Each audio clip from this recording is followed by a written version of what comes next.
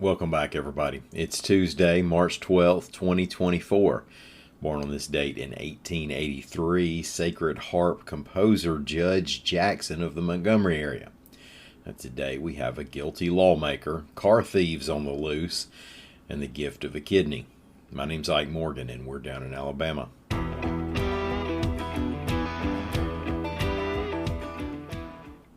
Longtime state lawmaker John Rogers signed an agreement to plead guilty to federal felony charges in a fraud case, reports AL.com's Hannah Denham.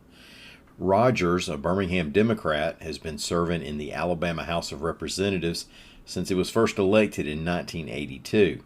He's been indicted before, in 1989, when he was accused of taking bribe money from a union, but he was acquitted at trial. In 2010, the FBI seized computers from his office, but he never faced charges in that investigation. And he's the namesake of John Rogers Drive, the old racetrack road in East Birmingham, where BPD, if it wanted to, could camp out and write enough speeding tickets to build the domed stadium that Rogers, among others, once called for.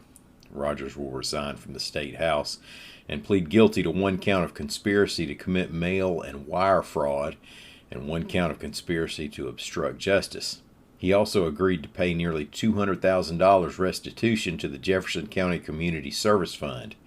The plea deal helps clear him of 18 other charges. From 2019 to 2023, Rogers was part of a scheme to move $400,000 of public money from that Jefferson County Community Service Fund to a youth baseball league, and then kick around half of it back to Rogers and his longtime assistant. Rogers is 83 years old and could face prison time. Sentencing has not yet been scheduled. Car thieves drove off in more than $250,000 worth of vehicles from a Daphne Chevy dealer over the weekend, reports AL.com's Warren Kulo. Now, they made their score at Terry Thomas Chevrolet, according to police and surveillance video. There's always surveillance video. Around 2 a.m. Saturday, a dark four-door sedan dropped off four masked people wearing black clothes. They entered the building through the service department window, found the key fobs, and drove off in four vehicles that were priced between $60,000 and $80,000. That's each. They included a Chevrolet Suburban Z71, two Chevy Silverados, and a black 22 Dodge Charger Hellcat with a 717 horsepower engine. I'm no detective, but one of those vehicles surely needed a gas and go before too long. The last GPS signal that authorities got showed they were heading north on I-65 near Pritchard.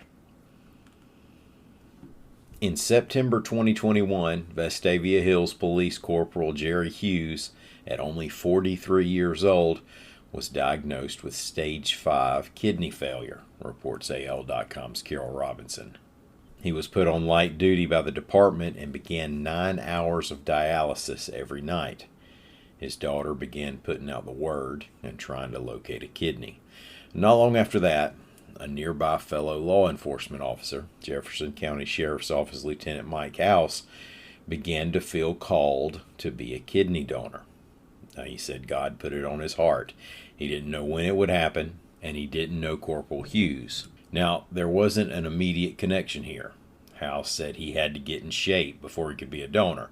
It took him a year, but he dropped 40 pounds and qualified. House, who's now 55, turned on the TV news one night and saw Hughes' story. So he contacted a transplant coordinator, found out he would qualify to give the kidney to Hughes, and made it happen.